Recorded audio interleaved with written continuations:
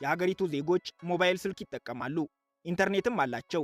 በሞባይላቸው ከሀገር ውጭ መደወል፣ በኢንተርኔቱም ዓለም አቀፍ ድረገጾችን መጎልጎል ግን አይፈቀድላቸውም። የሚጠቀሙት ኮምፒውተር ኦፕሬቲንግ ሲስተሙ ሀገር በቀል ነው። ፈቃድ ከተሰጣቸው የሀገሪቱ መተግበሪያዎች ውጪ ቢጫንበት አይሰራም። ቪፒኤን ይሉት ብልጠትም ከሰሜን ኮሪያ መንግስት እይታ አያመልጥም። ጎዳናዎቿ ምንም አይነት መኪና አይታይባቸውም የሚለውም ግነት ነው። መንገድ የሚዘጋ ብዛት ባይኖራቸውም በርከት ያሉ የቤት መኪናዎችና ታክሲዎች ይታያሉ። ዜጋ ካልሆኑ ግን ታክሲዎቹን መጠቀም አይችሉም። ቱሪስቶች ከተዘጋጀላቸው የቱሪስት መኪና ውጪ ከነዋሪው ጋር ተቀላቅሎ መጓዝ አይፈቀድላቸውም። ሌላው ሰሜን ኮሪያ ለፕሮፓጋንዳ ስትል ሰው የማይኖርባቸውን ህንፃዎች ትገነባለች የሚለው ነው።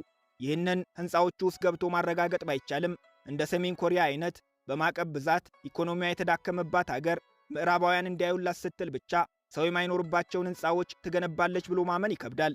የዚህ ወሬ መነሻው ቱሪስቶች ወደ ህንፃዎቹ እንዲገቡ አለመፈቀዱ፣ በህንፃዎቹ ላይ ሰዎች በብዛት አለመታየታቸውና ህንፃዎቹ በምሽት በመብራት አለመንቆጥቆጣቸው ነው። መሰል የተጋነኑ ፕሮፓጋንዳዎችን ትተን ሰሜን ኮሪያ ግን ሀብታም ሀገር አይደለችም።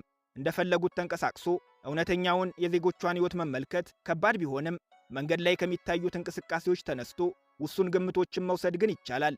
ተማሪዎች በእግራቸው ወደ ትምህርት ቤት ሲሄዱ፣ ሰዎች በየመንገዱ ከባድ የጉልበት ሥራ ሲሰሩ፣ ገበሬዎች በበሬ ጉልበት ሲያርሱ፣ በአንዳንድ ቦታዎች ደግሞ የመንገድ ግንባታዎች ሳይቀሩ በሰዎች ጉልበት ሲከወኑ ይታያል።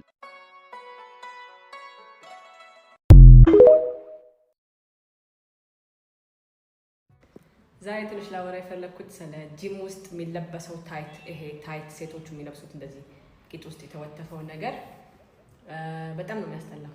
በጣም ነው የሚያስጠላው።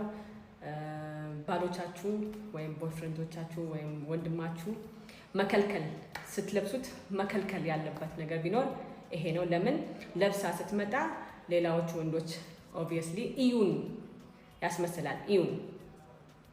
ስለዚህ በጣም ነው የሚያስጠላው። ከዛ በተረፈ ደግሞ ባሎቻችሁም ደግሞ ጂም የሚሄዱ ከሆነ ሌላ ሴቶች እንደዛ የሚለብሱ ከሆነ እሱንም ኮንሲደር አድርጉት። ስለዚህ በአጠቃላይ ሴቶቹም ራሳችሁን እንደዚህ አይነት ነገር ባትለብሱ ባይነኝ።